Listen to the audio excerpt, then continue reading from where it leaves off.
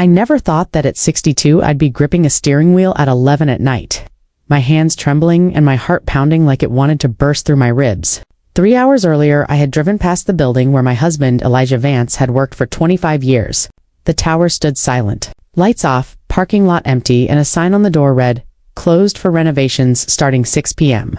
At first, I thought I had the wrong address, but the company's logo glared back at me from the dark glass, our life's pride, now mocking me.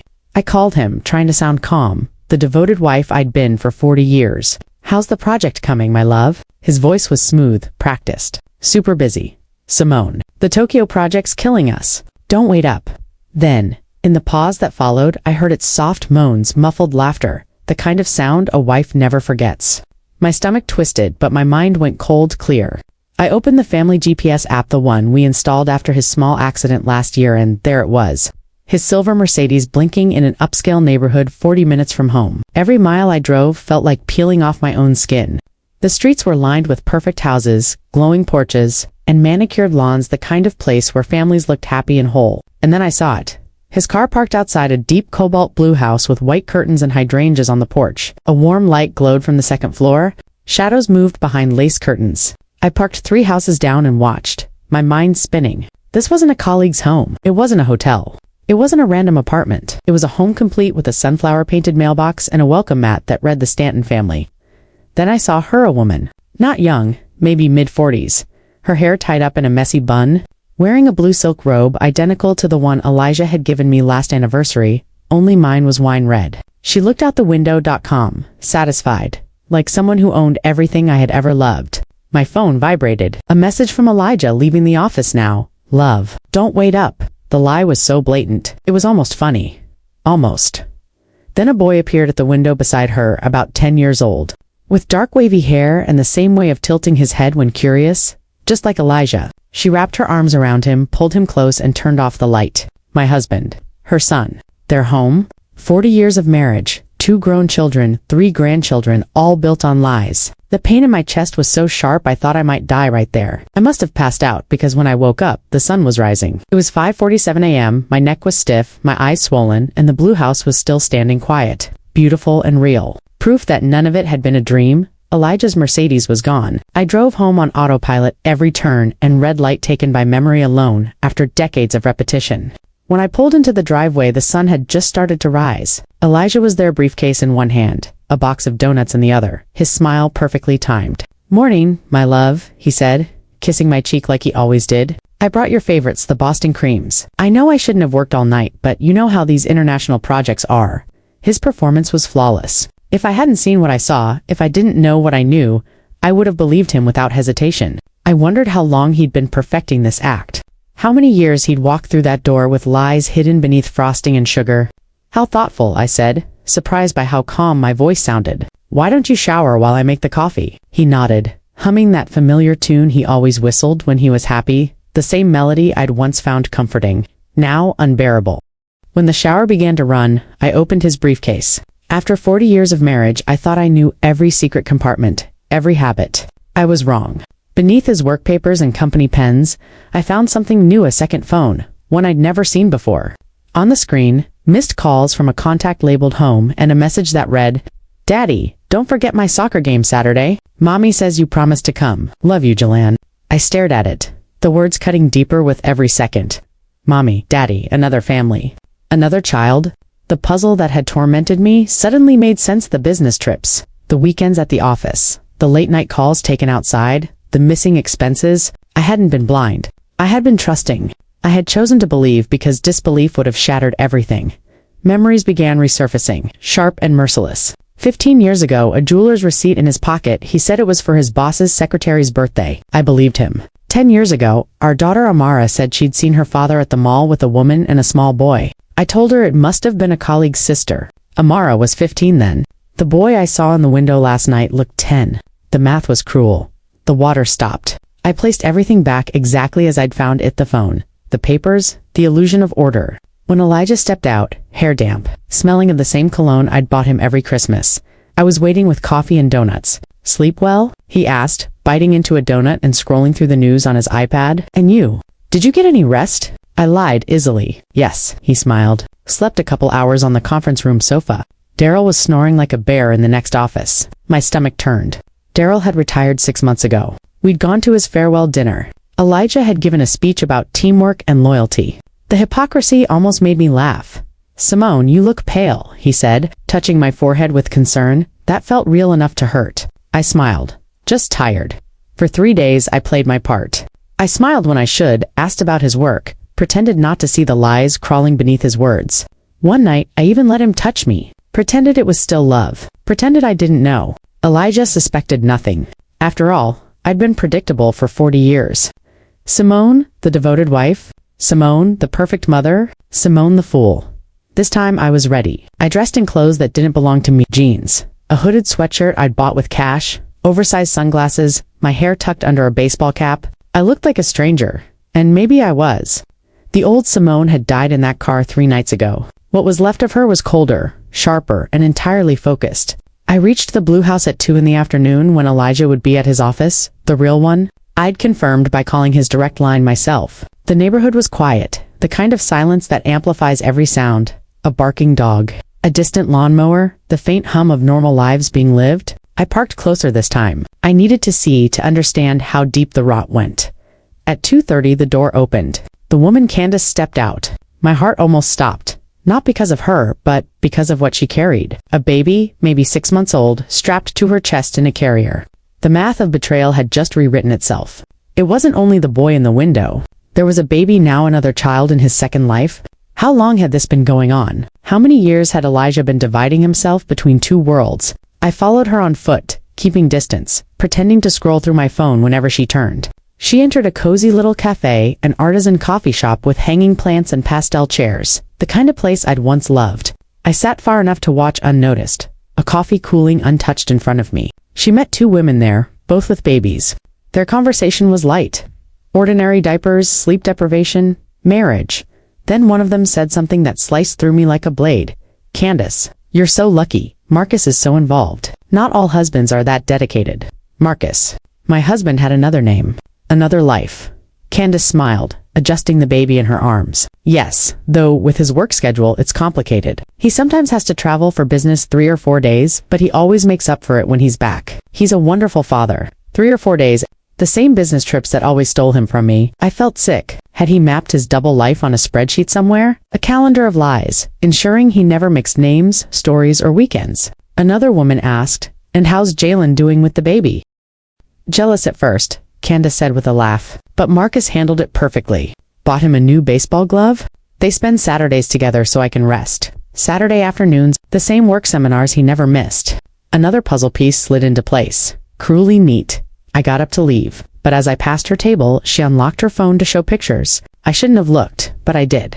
There he was, my Elijah, tanned and smiling on a beach in Turks and Caicos, carrying the boy on his shoulders while Candace, visibly pregnant, laughed beside him. The same beach resort he'd claimed was for a corporate retreat last year.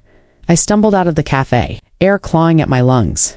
On my way back to the car, I passed a park filled with children. I froze when I heard a voice. I knew better than my own. That's it, champ. Kick harder. It was him, Elijah, the man who was supposed to be in a meeting with Japanese investors standing there in casual clothes, coaching a youth soccer team. Jalen, the boy from the window, ran toward him, his face a perfect echo of his father's. I watched for 20 minutes as Elijah laughed, clapped, encouraged, not a trace of deceit in his eyes. He was happy, effortlessly, painfully happy. The man before me wasn't acting. This was real. This was him. I couldn't tell anymore who the real Elijah was, the husband who shared my breakfast every morning, or the father coaching under the afternoon sun, the man who touched me on Sunday mornings, or the one who built sandcastles with another woman on a foreign beach. Did the real Elijah even exist? Or had he only ever been a collection of roles, one for each life he'd built? My phone rang. His name flashed on the screen. Elijah, hey, love. Meeting finished early. Do you want me to pick something up for dinner? I looked across the park where he was still shouting encouragement to a line of children. His voice warm, alive, real. That would be perfect, darling, I said into the phone. Bring some wine. That Napa Valley Cabernet we like? I know the one. I love you, Simone. I love you too, I answered, my voice steady, my insides hollow. The words turned to ash before they left my mouth that night. Elijah slept peacefully beside me, his breathing calm, untroubled, like someone with nothing to hide. I got up quietly and went to the bathroom. Under the harsh light, I stared into the mirror for a long time. 62 years old, 40 of them spent with a man who had built 2 worlds and lived inside, both with perfect precision. A craftsman of deceit. Tears came not loud, not violent at first, but slow and heavy. Then the sobs followed, the kind that breaks something inside. I pressed a towel to my mouth so I wouldn't wake him. I wasn't crying for him. I was crying for the woman in the mirror. Who was she, without him? Who had Simone been before she became Mrs. Elijah Vance? The memories of my youth felt like someone else's story. The girl who wanted to paint, who'd won a scholarship to Paris, who'd turned it down because Elijah had said, "The art will always be there, but the time for children won't." And I had believed him. I had traded brushes for baby bottles, canvases for cribs, my dreams for his promises.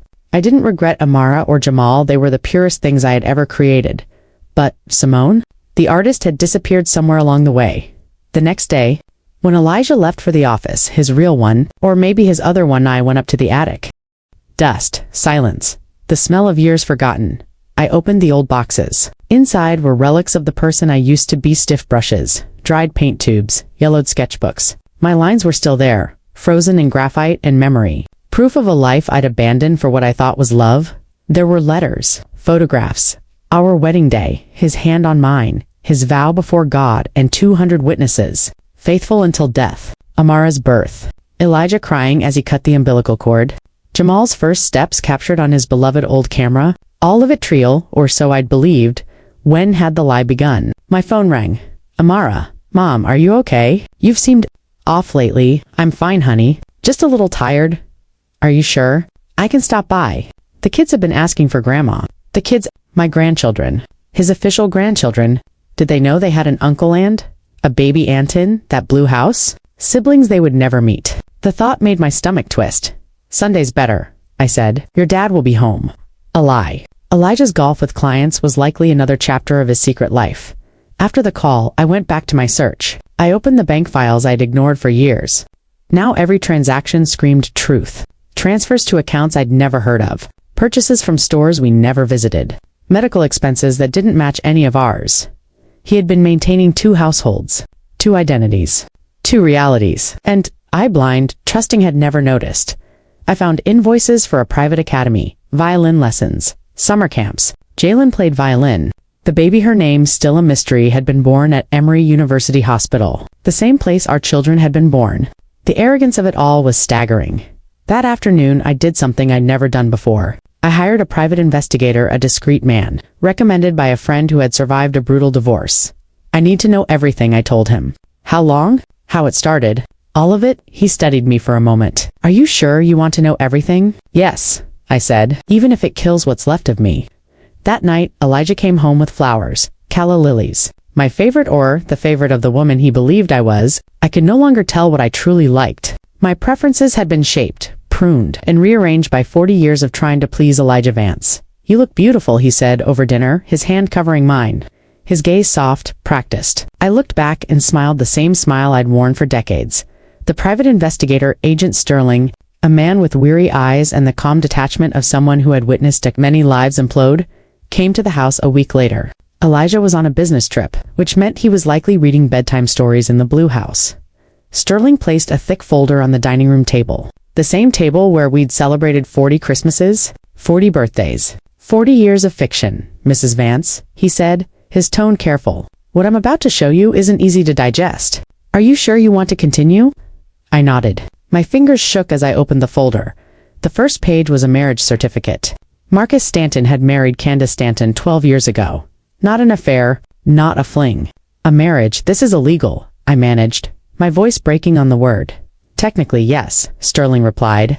He used falsified documents, an entirely separate identity, clean and well-built. Elijah Vance and Marcus Stanton are the same man, but legally they're 2 distinct individuals. Your husband's done this with professional precision. He's no amateur. I turned the page, photographs a wedding on a beach. Candace in a linen dress, barefoot in the sand. Elijah Marcus with that same smile I'd memorized over decades. The same smile he'd worn at our wedding. Then came the birth certificates. Jalen Stanton, 11 years old, born 3 months after Elijah's emergency medical conference in San Diego. Sky Stanton, 7 months old, conceived during last year's corporate leadership retreat. The timeline was perfect. Surgical in its deceit. There's more, Sterling said, flipping to another section. Your husband owns several properties under his alternate identity, assets purchased in cash. The Blue House, a condo in Miami, a cabin in the Smoky Mountains, all untraceable to Elijah Vance. I scanned the attached bank documents. The source of the money? My blood ran cold. My inheritance, I whispered. He used my mother's inheritance.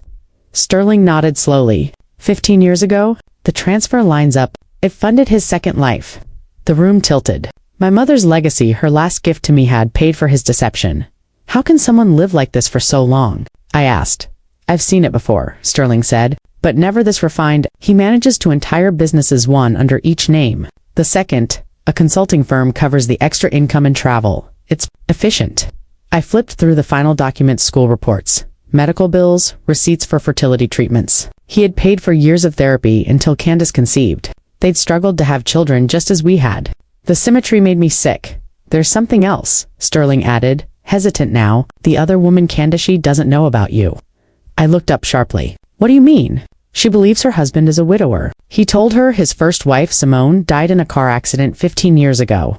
My breath stopped. I was dead in Elijah's world. In his second life, I no longer existed. He had erased me, buried me in a lie so complete that another woman lived beside his fiction without question. I stared at the folder, the legal corpse he had made of me. Double quotes. Do we know why? I asked finally. Sterling sighed and opened another file. According to my interviews, your husband met Candace during his knee rehabilitation. She was his physical therapist. That was around the time your mother fell ill, correct? I nodded slowly, while I had been sitting at my mother's bedside, holding her frail hand through her final breaths. Elijah had been beginning another life, building his fresh start out of my absence. Candace became pregnant shortly after. $3 million, Sterling said. Nearly $3 million spread across 2 names, 2 sets of accounts, 2 paper lives. $3 million, my mother's inheritance. The retirement fund I thought we'd built together, funneled into a parallel empire of falsified deeds and cash purchases. The number landed like a physical blow. I rose too fast and the room swam. I ran to the bathroom and emptied my stomach until there was nothing left but bile and shame. Sterling waited in the doorway with the patience of a man who had seen this reaction 100 times and learned to let it run its course. When I returned, he asked quietly, "What do you want to do with this?" "Time," I said. "Find me everything. Every account, every investment, every shell. Follow the money. Divorce." He asked no. The word that came out surprised me with how flat it sounded. Justice. I checked into a hotel under a light, told Elijah. I was visiting my sister in Chicago and spent 3 days with Sterling's folders spread across the bed like evidence in a trial. Numbers and names became a landscape I walked through at night. Maps of lies traced in ink. In the antiseptic light of that room, I made a decision that changed the axis of my life. I would not be a victim who vanished. I would not allow a quiet split that left him untouched. I would dismantle the man who had made 2 lives and called both normal. But I would do it like a surgeon, with precision and patience, not with the wild vanity of a wronged woman. First, allies. I called Jamal, my son, the corporate lawyer with the knack for closing loops. "Son, I need your help on something delicate. Can you come to the Marriott Marquis, room 512? He arrived within an hour, face already toggling between worry and professional assessment. I laid the folder open between us. I watched the familiar lines of his face harden: confusion, disbelief, then a coldness I recognized as my own: bigamy, fraud, tax evasion, document forgery, he said, naming the crimes like they were blunt instruments he intended to use. "We can bury him in litigation." "I don't want him in a cell," I corrected, the plan forming in the empty hotel air. "I want him alive to watch everything he loves get stripped away." His eyes lit with a small, dangerous approval. Legal strategy slid into place: freeze motions, asset traps, civil suits, timed to snap shut simultaneously. Jamal tightened the edges, made sure the plan would hold in courtrooms with judges who liked facts and time. We needed Amara. She managed PR at a major firm. She knew how stories bend public opinion and break reputations. When I called her, she cried for an hour, then fury took over and she began to strategize. "We control the narrative," she said through tears and grit. "We make him the villain before anyone else can paint him a tragic figure." She compiled a communications plan, timed leaks, corroborated documents, images that tied names to faces. Her voice became a weapon honed for the press. I reached out to Patricia, Elijah's sister and ally I hadn't expected to need. She listened, Silence stretching between sentences, then admitted she'd always suspected something off. The trips, the lies. I thought it was an affair, she said. Never this. When I asked for access to the safe deposit box where Elijah stored originals, she paused, then said, Mom loved you. You'll get what you need. Patricia became the quiet gatekeeper to the documents he'd hidden in family trust. Weeks turned into a choreography of careful moves. I hired a second investigator, a man whose eyes never flicked at the screen. Financial forensic work was his oxygen. He uncovered offshore accounts, wire transfers to shell entities, cash purchases masked as consulting fees. A forensic accountant traced flow after flow, transfers from our account to the Stanton portfolio, payments for private academies, violin, lessons, summer camps, hospital bills from Emory under an alias. The money trail spoke with a terrible clarity. It led to properties in another name, purchases with no mortgage. Everything paid in cash to avoid a paper trail tied directly to Elijah Vance. Jamal drafted the legal net-not divorce papers. Not yet, but the instruments that would immobilize him, interim injunctions, cross-jurisdictional freezes, affidavits ready to be sworn and served. Amara cultivated media contacts, prepped embargoed releases, arranged for vetted journalists to receive proof dumps at precise moments. We built a timeline that would hit every vulnerability at once, assets frozen, board members informed, clients notified before he could spin a lie. Sterling consolidated witness statements, notarized copies, timestamps. Every file was duplicated, encrypted, and stored with redundancies that would survive any scramble. At night in that hotel bed, I would stare at a photograph of Elijah on a beach sand on his shoes. His smile, the same one he'd used at our wedding, and imagine the meticulous calendar he must have kept. Saturday mornings reserved for family time, Thursday nights for client dinners, windows of absence, carved out like surgical incisions. He had been methodical, efficient, careful. I would meet him with the same method. We rehearsed motions, tightened depositions, rehearsed public statements. We arranged custody of evidence, lined up forensic accountants, and prepared civil suits. That would force discovery and bring the truth into daylight. We planned asset freezes to trigger at the exact legal nexus when a summons hit. When banks were served, when IRS audits began, so every claim he might lean on would be suddenly unsupportable. And through it all, I held one image, him alive, watching the slow, not the quick justice of a courtroom slam, but the long, controlled collapse, the calls that stopped coming, the accounts that emptied, the properties he could no longer claim. I wanted him to feel the ruin he had engineered for other people, piece by piece, as if his own life had been dismantled with surgical patience. Elijah Vance, respected name, perfect smile, 2 lives balanced on a knife's edge. For 10 years he had been both the loving husband and the flawless liar. And now, as I returned home to play my role as the devoted wife, he suspected nothing. Why would he? Arrogance blinds men like him. He had survived deceit for a decade. He believed himself untouchable. Every morning he kissed me goodbye. Every afternoon he called to ask about dinner. Every night he came home to the woman he thought still worshipped him. And I played my part perfectly. One evening over dinner he spoke of the future as if it were still ours to share. I've been thinking about retirement, he said. Maybe in a few years we could travel, see the world like we always wanted. That sounds wonderful, I replied softly, pouring him more wine. Where would you go first? Italy or Greece? Places with art, with history. You love art. The art I gave up for you, I thought. I smiled anyway. He kept talking about plans, dreams, fantasies he would never live to see. I nodded, memorizing the way he looked, so at peace, so unaware that I was already counting the days until everything he owned, everything he loved, would crumble beneath him. The next 6 weeks were theater, a perfect act.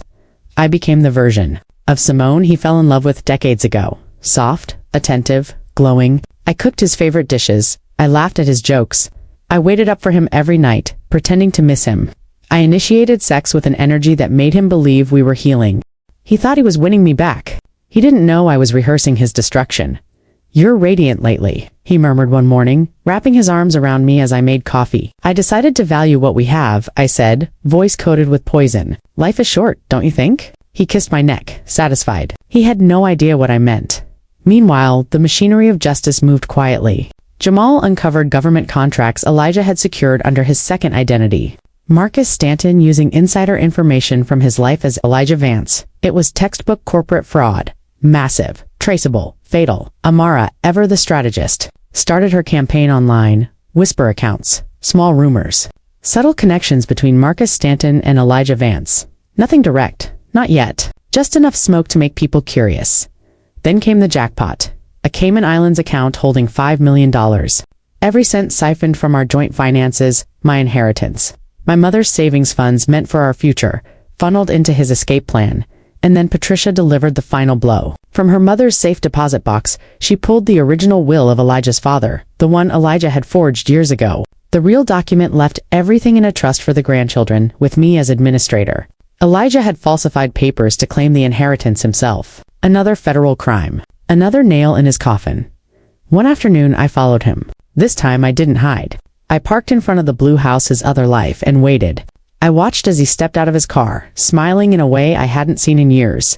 Yalin ran into his arms and Elijah lifted the boy, spinning him laughing freely. Candace walked out holding the baby, her smile soft, effortless. That was his real life. Not the dinners with me. Not the lies. That house, that laughter, was where he truly belonged for the first time. It didn't hurt. It clarified everything. I wasn't breaking a marriage. I was dismantling a delusion. This wasn't revenge. This was justice.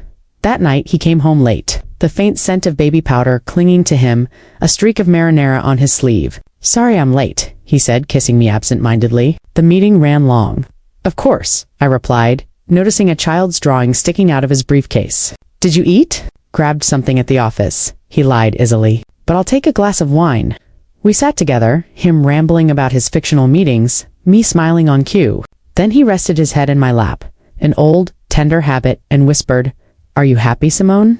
The question caught me off guard. "Why do you ask?" "I don't know," he said after a long pause. "Sometimes I feel like I lost something, like I took a wrong turn and now I can't find my way back."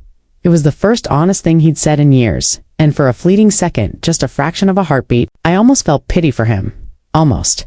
"We all make choices," I whispered, my fingers sliding gently through his hair. "The important thing is living with the consequences." He sighed, closing his eyes. "I guess you're right." The next morning, Jamal called. His voice was calm, but electric. "Everything's ready, Mom. The documents are signed. Amara's team is standing by. The IRS has been notified anonymously. We just need your signal." "Friday," I said, my voice steady. During the anniversary dinner, our 40th wedding anniversary, a celebration of love, loyalty, and longevity, would become the stage of his destruction. Public, inevitable, perfect. "Are you sure?" Jamal asked quietly. "Once this starts, there's no turning back." I thought of Candace, innocent, devoted, oblivious. Of Yalin and baby Sky, who would lose the father they adored. Victims of his lies, just like me. But I couldn't save them without destroying myself first. "I'm sure," I said. 40 years of lies end on Friday. The gilded liar shimmered in the city night, its name almost poetic. Elijah had rented the entire main hall, an excessive gesture even for him. Golden chandeliers poured light over linen-draped tables, each crowned with white orchids and red roses, the same colors I had carried down the aisle 4 decades earlier. A string quartet played "Our Love Is Here to Stay," our wedding song. The air smelled of money, perfume, and pretense. I had dressed for war, a blood-red gown sculpted to my form. Bold enough to make him nervous, had he still been capable of guilt.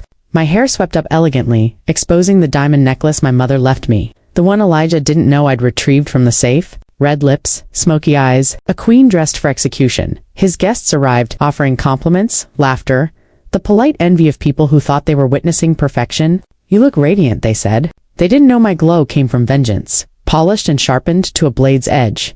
Elijah appeared beside me, his silver hair immaculate, his Italian suit pressed to precision, his father's gold cufflinks glinting under the light. He looked like the picture of success, the faithful husband, the proud patriarch.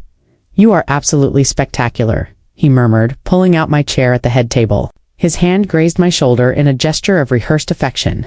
"I can't believe you still take my breath away after all these years. And you," I thought, "are the biggest liar in this room." But my smile, flawless, trained in the mirror for weeks, never faltered. "You're not so bad yourself, my love," I replied sweetly. The word love searing my tongue like acid. 50 guests filled the hall. A carefully curated audience, Elijah's business partners, witnesses to his fall. Our society friends, the perfect carriers for scandal, our family who deserved to know the truth. Everyone had their place. Jamal and Alina near the stage ready to move when I gave the cue. Amara and her fiancé at a table facing the projector screen. Patricia by the exit in case Elijah decided to run. Dinner began with oysters. Elijah hated oysters but had ordered them anyway because they were my favorite. Another one of his public performances. of devotion, the French champagne flowed. Dom Perignon. Vintage from our wedding year, and Elijah made sure everyone knew it. He'd already bragged about the cost 3 times before appetizers ended. Elijah has always been the perfect husband, said Brenda Jenkins, the wife of his business partner, slicing into her lobster. Simone, you are so fortunate. I raised my glass, smiling like the devoted wife I had pretended to be for 40 years. You have no idea, I replied. Elijah squeezed my hand under the table. Public tenderness. Private possession. At 9:30, just as the Belgian chocolate desserts arrived, he stood and tapped his glass with a knife. The quartet stopped. The room hushed. Every eye turned to him. Dear friends, family, he began, his voice deep and polished. The same voice that had charmed me 40 years ago. 40 years ago, in a small bookstore, I met a woman who changed my life. Simone became my wife, my best friend, my partner. Women dabbed at their eyes. Men nodded. It was theater, perfectly timed, perfectly played. These years haven't always been easy, Elijah continued. Emotion threaded through his words like deliberate costume. We've faced loss, doubt, storms, but Simone has been my anchor, my safe harbor. The irony tasted metallic in my mouth. Every night he claimed to be guided home, he had been guided elsewhere. I swallowed water to stop my throat from closing. He reached into his pocket and produced a blue velvet box. I want to renew my vows, he said, eyes bright with showmanship. He opened the box, an eternity band glittered. Simone, will you be my wife for another 40 years? Applause swelled. Cameras rose. The room breathed as one romantic organism. I rose slowly. He kissed me amid the clapping. He slid the ring on my finger, cold, heavy, ceremonial. The applause faded. I let the silence hang for a beat, then broke it. My turn, I said. My voice clean, deliberate, glass before impact. 40 years is a long time. Plenty of time to learn every truth, every lie. Elijah smiled, complacent, hand on my waist, unaware of the chasm I'd spent months digging beneath him. Tonight requires transparency, I said, pulling my phone from my purse. Jamal's feed linked to the restaurant's system. The projection and audio fed from my device-paid hands, arranged timing. A public scalpel. I pressed play. Elijah's voice filled the hall clear, private, damning. Candace, my love, I'm heading home now. Yeah, Jalen's game tomorrow at 8. Tell him I'll be there. I told Simone I have a conference all weekend. She never suspects.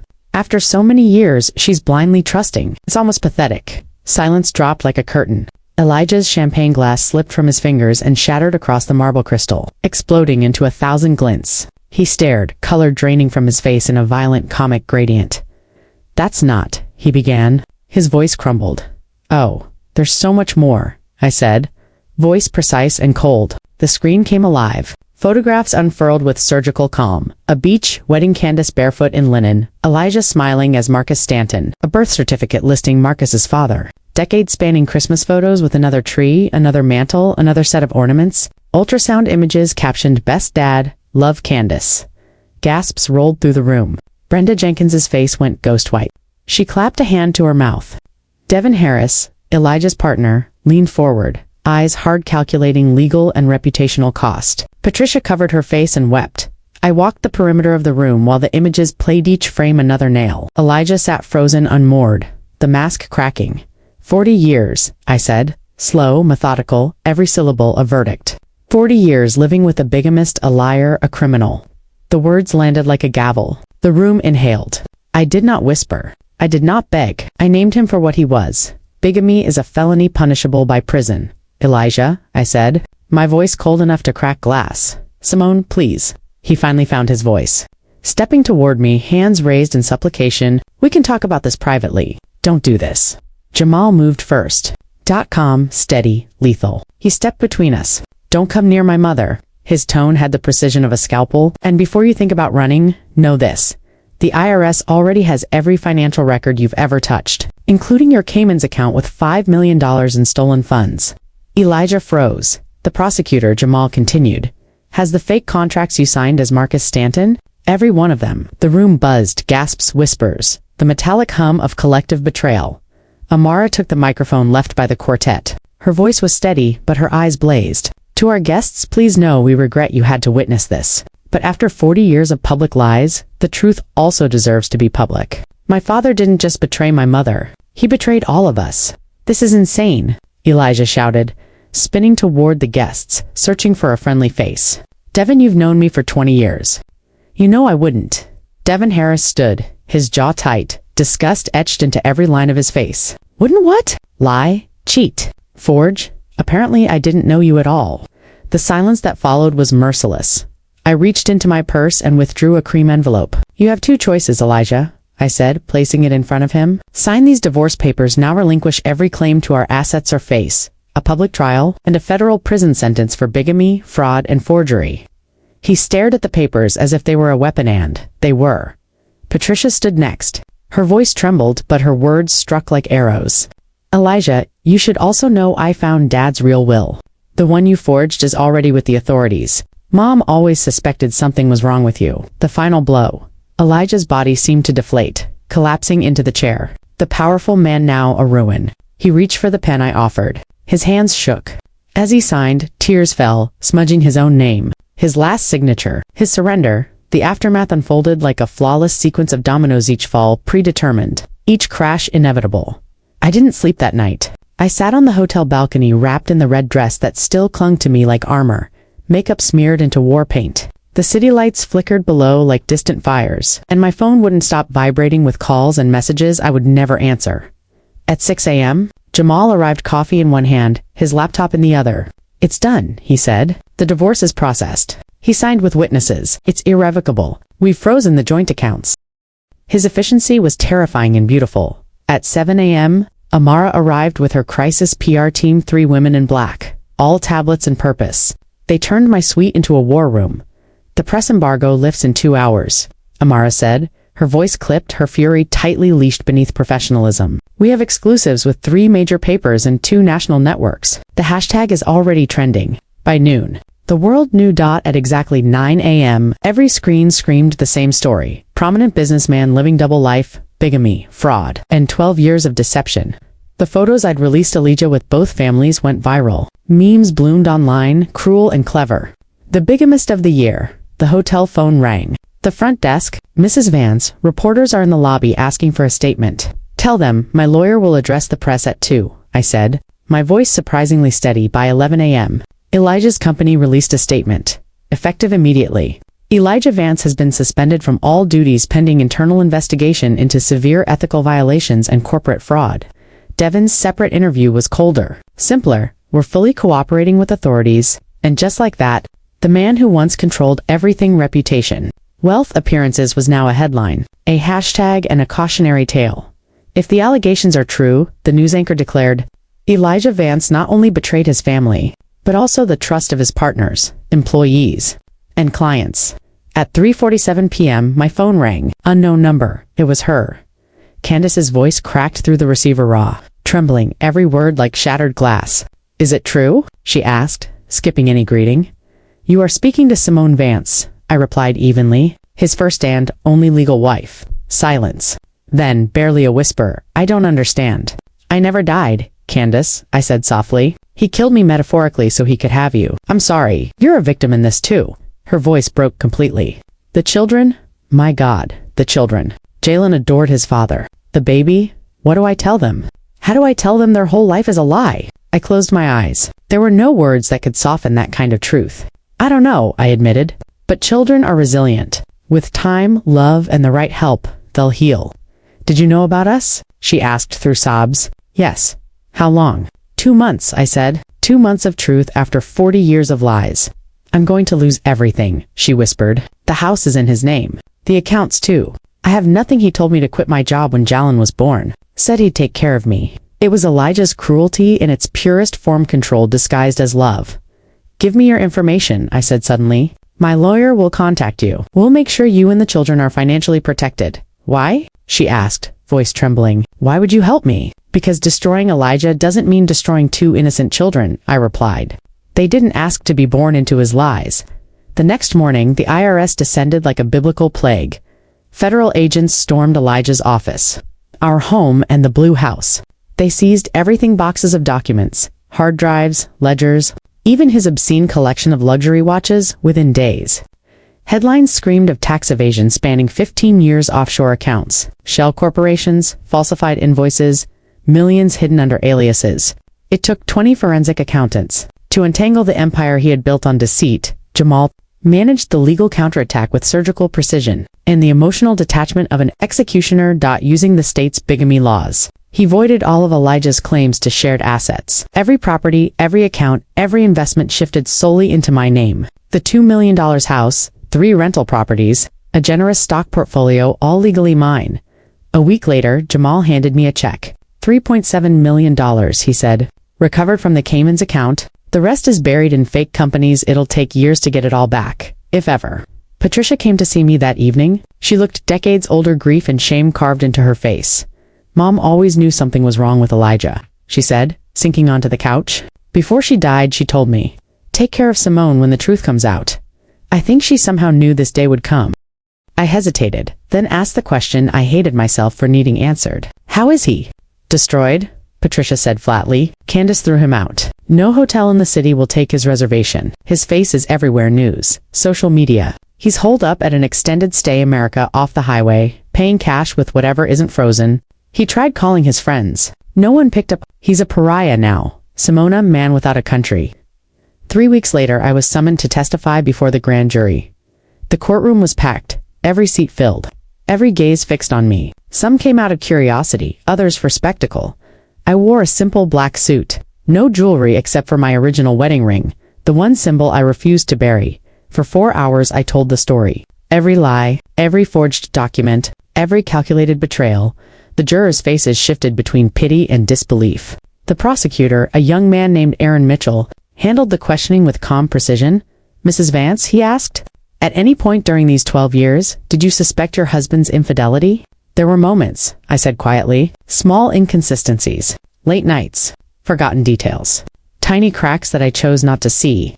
The room fell silent again, and for the first time, I realized the woman who once defended Elijah Vance no longer existed. Elijah had a gifted, dark, brilliant talent for deception. Every time I neared the truth, he wrapped me in stories so intricate, so convincing, that I ended up apologizing for even suspecting him. That's what manipulation does. It makes you doubt your own mind. Before you ever doubt the liar, when the prosecutor asked what finally made me see through it, I paused. Because there isn't one moment, it's a slow collapse. First comes denial. You convince yourself that love must mean loyalty, then pain sharp enough to break you in half. Then anger, not the screaming kind, but cold, focused, surgical. And finally, the resolve to never let 40 years of someone else's lies define what's left of your life. The grand jury didn't hesitate. Elijah Vance indicted for bigamy, tax fraud, forgery, and conspiracy. 20 years behind bars, a lifetime of pretending, undone in a courtroom in less than an hour. He called a month later from county jail. His voice had aged decades. Why, Simone? Why didn't you let me explain? I laughed, but it wasn't joy, it was disbelief. Explain what, Elijah? That you accidentally lived another life for 12 years? That you mistakenly married another woman and fathered 2 more children? It wasn't like that, he pleaded. Candace got pregnant. I couldn't just abandon her. But you could abandon me, every day. For 12 years, I loved you, Simone. I always did. No, I said, calm, final. You loved your idea of me, the obedient wife who completed your perfect illusion. You never loved the real Simone. You wrote me into your fiction, he hesitated. The children, my other kids? What will happen to them? They'll be taken care of, I told him. Candace and I made sure they won't pay for your crimes. You don't get to destroy them too. You and Candace are talking? Yes. Victims of the same man sometimes find peace in shared survival. Simone, please, I just know. I cut him off. You had 40 years of my life. You don't get another second. I hung up. That was the last time I ever heard his voice. 2 years later, I woke up in my new condo, sunlight pouring through the windows. I chose myself. Coffee brewing, peace humming quietly in the background. My phone buzzed. Elijah Vance released on good behavior. I felt nothing. No fear. No anger. Just silence. The story belonged to another woman now. Last month, my first solo exhibition opened portraits of an invented life. Every canvas was a confession. The blind wife. The woman awakening. The architect of her own freedom. Critics called it brave. I called it necessary. Every brushstroke was therapy. Every color a reclamation. At the gallery, a man stopped me. A retired professor, kind eyes, soft laugh. Your work, he said, hurts and heals at the same time. We had coffee. Then dinner. No promises. No pressure. Just 2 people who'd learned that it's possible to begin again, even after devastation. Yesterday, Jamal called. Dad tried to reach me, he said. Does he want the family back? I asked, though the answer was obvious.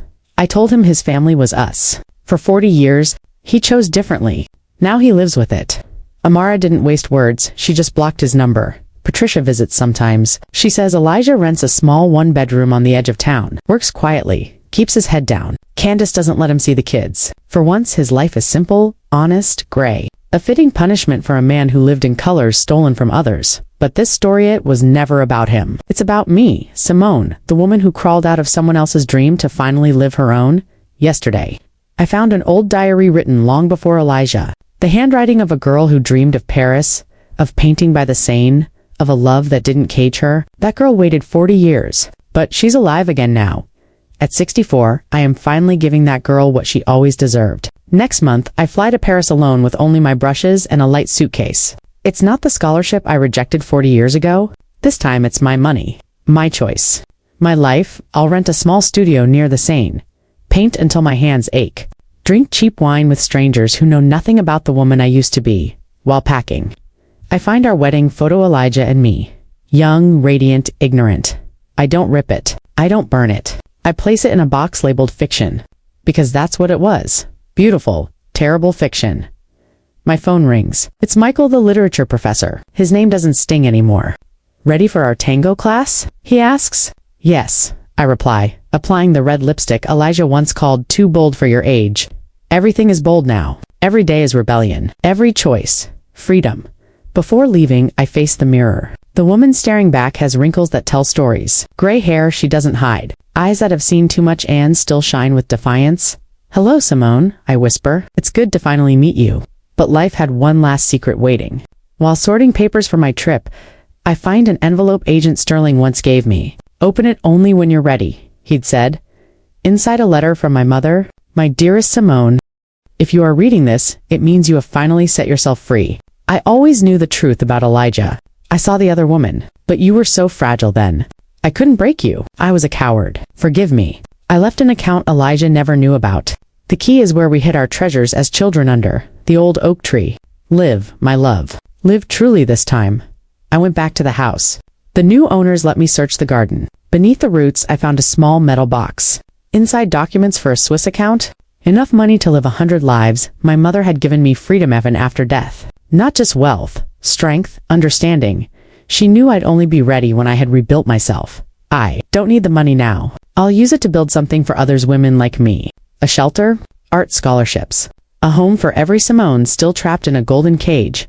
My story ends where it began, with a discovery. A revelation. A truth that doesn't destroy but liberates. And I, Simone Vance, at 64 a.m., finally free. Did you like my story?